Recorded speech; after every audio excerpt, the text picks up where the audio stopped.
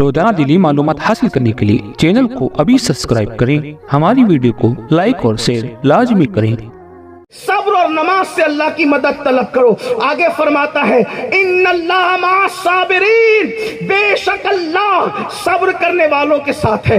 اب یہ صبر کیا ہے، یہاں پر اب آپ کی توجہ چاہتا ہوں۔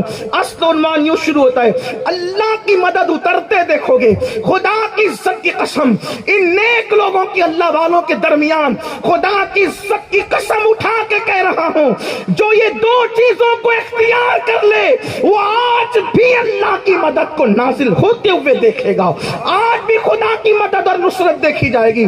استعینوا، طلب کرو بالصبر والصلاۃ، صبر اور نماز سے اللہ کی مدد طلب کرو۔ اللہ صبر کرنے والوں کے ساتھ ہے۔ اب یہ صبر کیا ہے؟ صبر کا ایک مفہوم بچپنے سے ہمارے ذہن میں گونج رہا ہے۔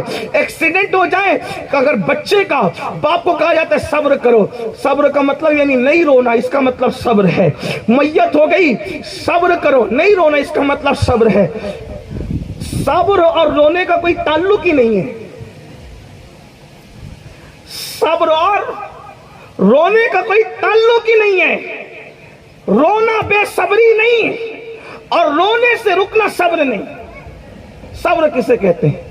بس معاملہ یہی ہے، ہم نے نہ قرآن کو سمجھنے کی کوشش کی اور نہ ہم نے قرآن کی طرف کبھی توجہ کی۔ سب کی کتاب پڑھی، رب کی کتاب نہیں پڑھی، اور تنہا میرے اللہ کی کتاب ہے جس میں 6666 آیتیں ہیں، اور اس کا حال یہ ہے کہ کائنات بننے سے پہلے سے لے کر جنت میں داخل ہونے کے بعد تک کی ساری خبریں ان آیتوں میں موجود ہیں۔ اتنی مختصر کوئی کتاب ہو کر اتنا بڑا معنی نہیں رکھتی، بلکہ علماء کے لیے اور آپ کے پڑھے لکھے لوگوں کے لیے بتاؤں، تنہا قرآن ایسی کتاب ہے، اللہ کی کتاب قرآن، جس کی آیتوں کا نزول بند ہو چکا رسول اللہ پر، لیکن آیت کے معنی کا نزول آج بھی رسول اللہ کے غلاموں پر ہو رہا ہے۔ اور پھر قرآن کی یہ خصوصیت ہے، یعنی کہ قرآن کا ایک معنی آپ متعین نہیں کر سکتے، کیونکہ آج بھی نزول معنی قرآن وہی نازل نہیں ہو رہی ہے، آیت نازل نہیں ہو رہی ہے، لیکن آیت کا مطلب آج بھی لوگوں کے دلوں پر نئے نئے انداز سے نازل ہو رہا ہے۔ لیکن کوئی دل والا تو چاہیے۔ آپ کہیں گے کس کے دل پہ نازل ہوتا ہے؟ میں نے کہا اسی کے دل پہ نازل ہوتا ہے جس کے دل کو دل کہتے ہیں۔ اور اہل سنت میں دل کا مطلب کیا ہے؟ اہل سنت میں لوگوں کے سینے میں جو گوشت کا لوتھڑا لٹک رہا ہے، اس لوتھڑے میں اور کتے کے سینے میں لٹکنے والے لوتھڑے میں کوئی فرق نہیں ہے۔ دل صرف وہ دل ہے، بریلی کا تاجدار جس کے بارے میں کہتا ہے دل ہے وہ دل جو تیری یاد سے معمور رہا، سر ہے وہ سر جو تیرے قدموں پہ قربان گیا۔ اگر ایسا دل کسی کے پاس ہو تو آج بھی اس پر معنی قرآن نازل ہوتے ہیں۔ بلکہ ہمارے بزرگوں میں امام عبدالوہاب شعرانی نے لکھا، جو کثرت سے قرآن پڑھتا ہے اور قرآن میں اور اس میں دوستی ہو جاتی ہے، ایک موقع ایسا آتا ہے کہ قرآن کی آیت خود بتاتی ہے کہ اے پڑھنے والے میرا معنی یہ ہے، اس آیت کا مطلب یہ ہے۔ ایسی زندہ کتاب اللہ کے علاوہ کوئی کتاب ہو ہی نہیں سکتی۔ لیکن آپ سے پوچھتا ہوں، اس کو تو ہم تیجے پہ پڑھتے ہیں، اس کو ہم چہلوں پہ پڑھتے ہیں، اس کو ہم دکان کی اوپننگ پہ پڑھتے ہیں، کبھی تنہائی میں بھی پڑھا؟ قرآن زندہ کتاب ہے، زندہ خدا کی زندہ کتاب، زندہ رسول پہ نازل ہوئی زندہ کتاب۔ کوئی کتاب بات نہیں کر سکتی سوائے قرآن کے۔ آپ کہیں گے ہم سے تو بولتی نہیں۔ میں نے کہا چہلم تیجے پہ کہ ایصال ثواب کی سوا پڑھتے کب ہو؟ وہ صرف ایصال ثواب کی نہیں کتاب ہے، صرف تلاوت کی نہیں ہے، وہ زندگی میں شامل کرنے والی کتاب۔ قرآن پہ جتنا ظلم مسلمانوں نے کیا، دوسری قومیں کیا کریں گی؟ قرآن آیا تھا کس لیے اور کر دیا کیا؟ کیا مقصد تھا؟ معاذ اللہ حال یہ کیا ملانے کے لیے سمجھانے، جیسے بادشاہ سے چپل سلوانے کا کام لوگ کرتے ہیں. یہ بادشاہ کی کتنی بڑی بے عزتی ہے. بلا تمثیل میں ملانے کے لیے نہیں کہہ رہا ہوں، قرآن کے ساتھ وہ سلوک کیا لوگوں نے. آئی تھی قرآن کس لیے؟ ستاروں پر کمندے ڈالنے کا حوصلہ دینے کے لیے، قوموں کی امامت کے لیے، قوموں کی قیادت کے لیے، قوموں کی سیادت کے لیے. اللہ اکبر. انسان کو شعور انسانیت دینے کے لیے، ناز بندگی دینے کے لیے، ذوق بندگی دینے کے لیے، انسان کو مقام انسانیت سے اٹھا کر ملائکہ سے بلند کرنے کے لیے کتاب آئی تھی. یہ کتاب وہ ہے جس کو ہر فرشتے کو پڑھنے کی اجازت نہیں ہے، لیکن مسلمانوں کے بچے کو حکم ہے کہ یہ کتاب پڑھو. مطلب یہ ہے ہر فرشتہ نہیں پڑھ سکتا یہ کتاب، ہر فرشتہ نہیں پڑھ سکتا، مخصوص فرشتوں کو اس کی اجازت ہے. اللہ اکبر. آپ اس کو سمجھتے کیا ہے؟ قرآن کو آپ نے کھیل سمجھا ہے.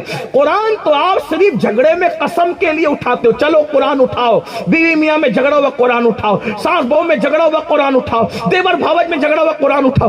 قرآن کی جتنی بار تم نے قسم کھائی ہے کبھی اتنی بار اس کی تلاوت بھی کی ہے. قرآن قسموں کے لیے رہ گیا، قرآن جہیز میں دینے کے لیے رہ گیا، قرآن تیجے اور چہلوم اور 10ویں 20ویں کے لیے رہ گیا، قرآن دکانوں کی اوپننگ کے لیے رہ گیا.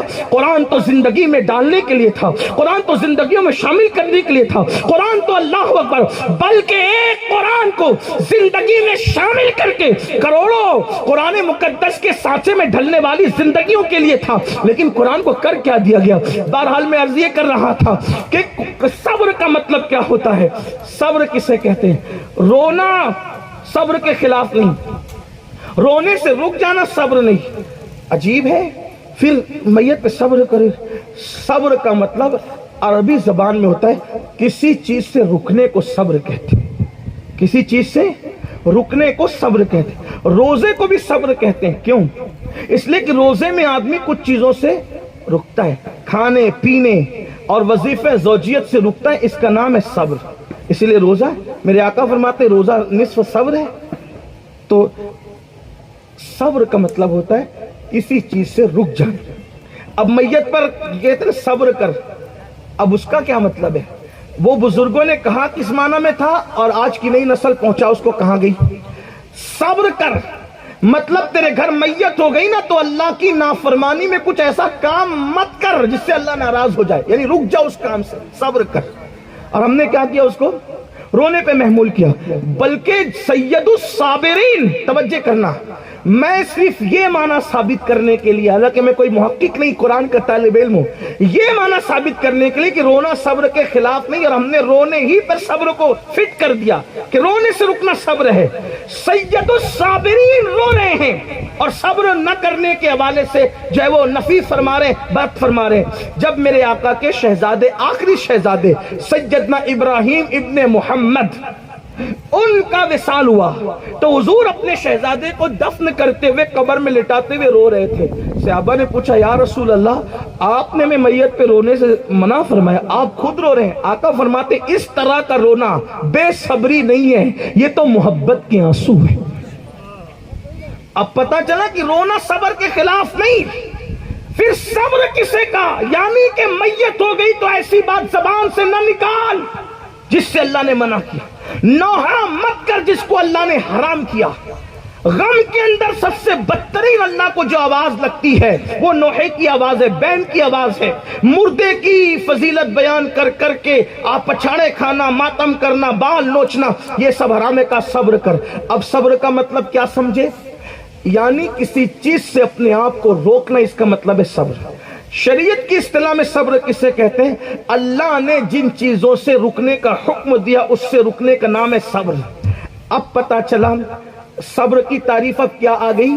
گناہ سے رکنے کو صبر کہتے ہیں. بات سمجھ میں آئی؟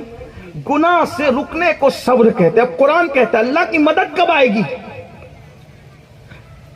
اللہ کی مدد کب آئے گی؟ ابراہیم کے قصے کو دہرانے کی بات کرنے والے ذرا حضرت ابراہیم کی زندگی تو دیکھنا.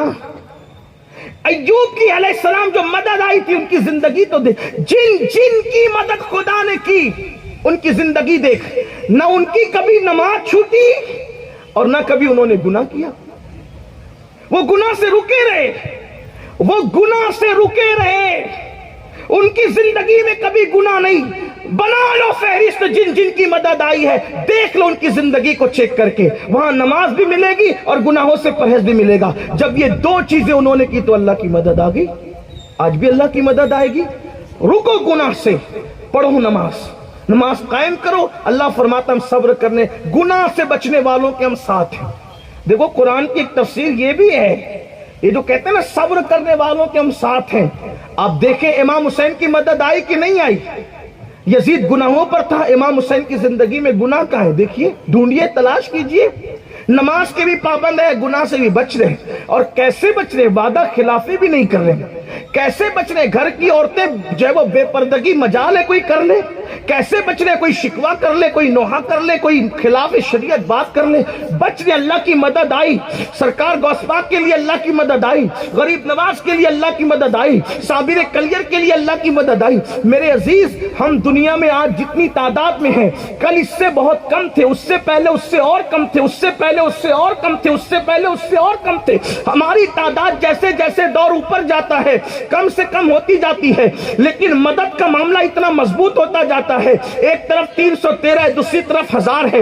313 غالب ہے، وجہ کیا ہے؟ ان کی زندگی کے اندر عورتوں پر پاپ کی نظر ڈالنا نہیں، ان کی زندگی کے اندر سود کھانا نہیں، ان کی زندگی کے اندر جھوٹ بولنا نہیں، ان کی زندگی کے اندر وعدہ خلافی نہیں۔ یہ ساری چیزوں سے ان کی زندگی پاک نظر آتی ہے، تو وہ جہاں ڈٹ جاتے ہیں وہاں فرشتوں کا نزول ہو جاتا ہے۔ آج ہم بھی گناہ سے بچ کر کے دیکھیں، مدد نہ آئے تو پھر کہنا۔ اللہ کی مدد کچھ لوگوں کے لیے خاص نہیں ہے جو قرآن کے اس ضابطے پر آج بھی عمل کر لے۔ ڈاکٹر اقبال نے کہا آج بھی ہو جو براہیم سا ایماں پیدا، آج بھی ہو جو براہیم سا ایماں پیدا، آ کر سکتی ہے انداز گلستان